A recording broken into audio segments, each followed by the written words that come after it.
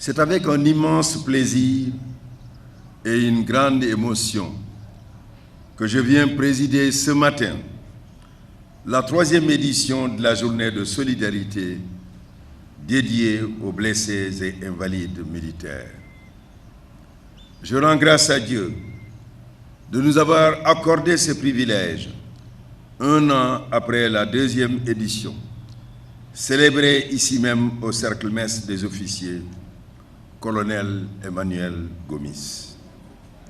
Je voudrais, à l'entame de mon propos, m'incliner pieusement devant la mémoire de nos illustres djambars, tombés au champ d'honneur. Leur sacrifice nous rappelle le devoir qui nous incombe de préserver la coexistence pacifique qui cimente notre nation.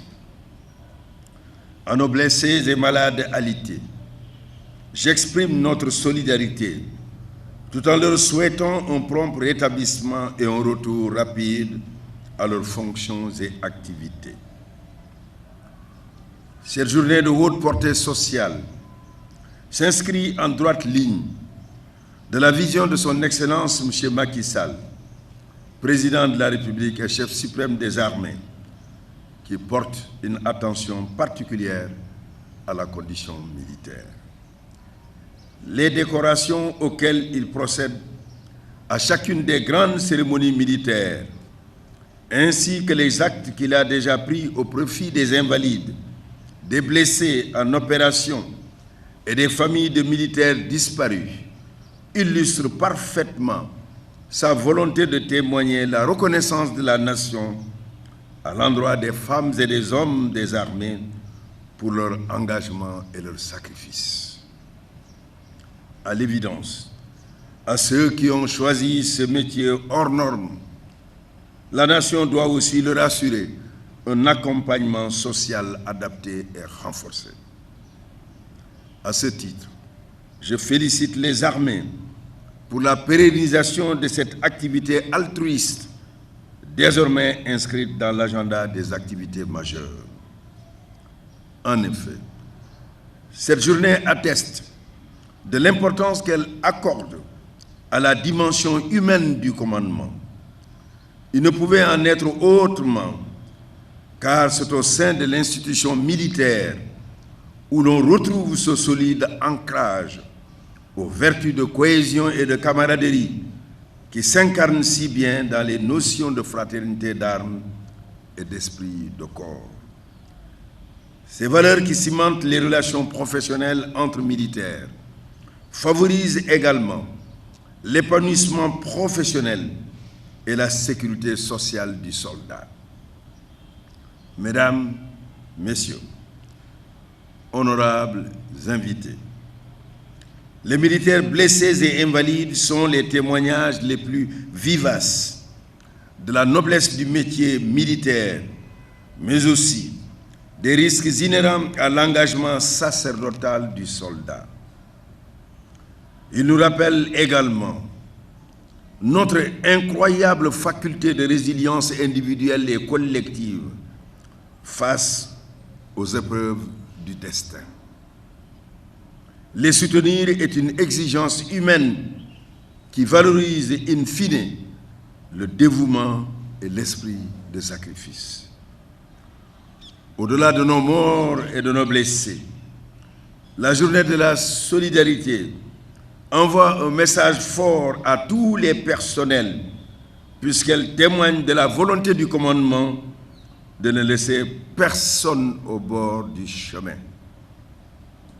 Je ne doute point que cette célébration touchera profondément les militaires encore en activité, qui en tireront sans doute un supplément de force morale et de motivation dans l'exercice de leur métier si exigeant.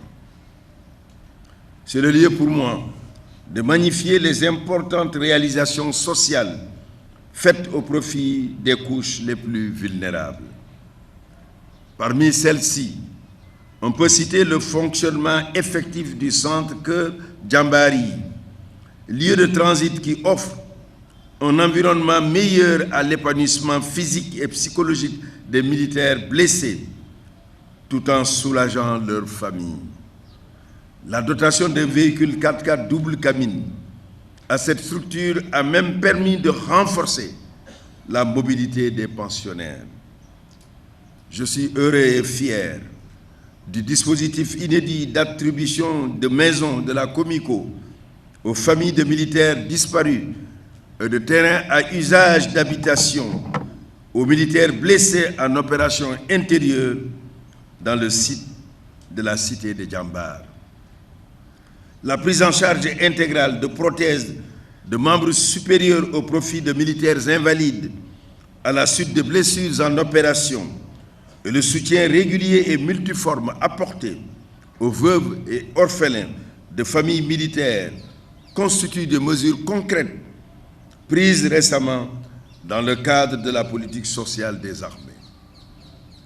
Ils illustrent bien ce souci du social, indissociable de l'efficacité opérationnelle du soldat.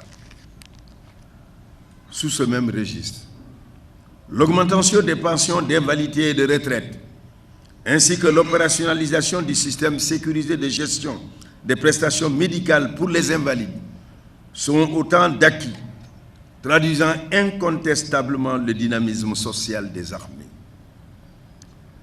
Dans quelques instants, devant cette audience, nous procéderons à la remise de soutien aux structures ou organisations regroupant des cibles militaires ou leurs familles. Ces soutiens comprennent, entre autres, un véhicule de type van de 10 places pour Keur Djambari, afin de faciliter les déplacements des pensionnaires, une maison Comico et 2 terrains pour respectivement la famille d'un soldat décédé et 10 militaires blessés en opération intérieure. La Fédération des groupements et associations féminines de la famille militaire du Sénégal recevra également 25 millions de francs CFA pour le financement des projets pour 18 bureaux fédéraux.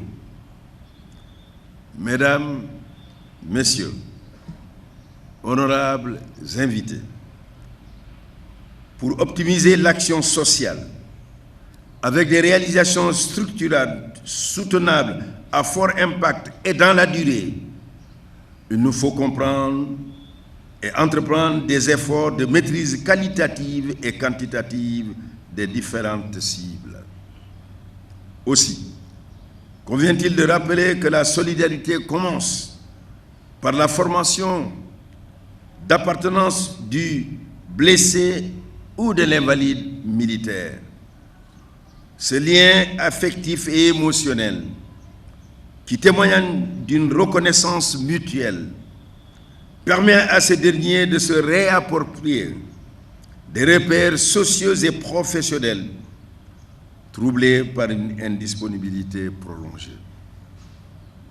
À ce titre, le soutien social de proximité assuré par les zones militaires et les corps de troupes devra être redynamisé pour compléter l'action du commandement.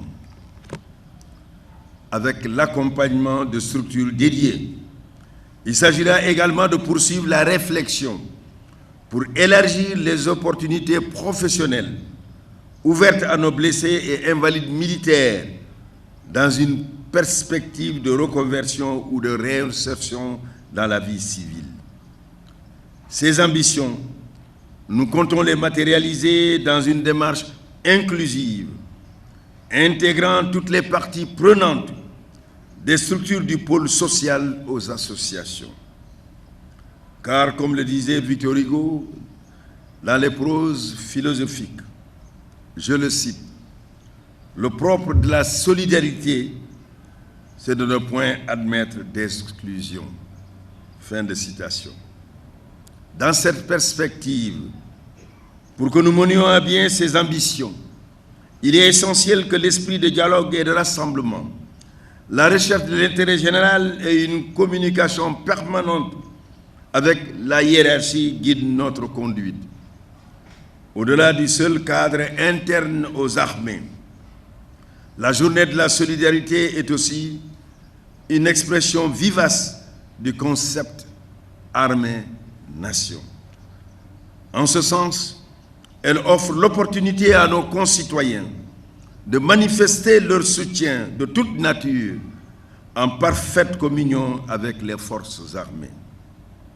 À ce titre, permettez-moi de saluer la contribution substantielle de nos fidèles et remarquables partenaires présents ou représentés à cette cérémonie, dont le soutien précieux apporté aux œuvres sociales des armées, dans la plus grande humilité, démontre leur sens élevé de la solidarité. Je voudrais donc vous exprimer ici toute la gratitude des forces armées pour cet acte exemplaire de citoyenneté et de patriotisme. Servir, c'est donner de soi. Il ne s'agit pas de vains mots. Nos camarades auxquels nous rendons hommage par cette journée emportent pour centaines d'eux le témoignage dans leur chair. Il nous appartient alors de perpétuer la célébration de cette journée. Je fais confiance aux femmes et aux hommes de notre institution pour se montrer à la hauteur de l'esprit de solidarité si bien incarné par les forces armées. Je vous remercie de votre aimable attention. On nous tue, on ne nous déshonore pas.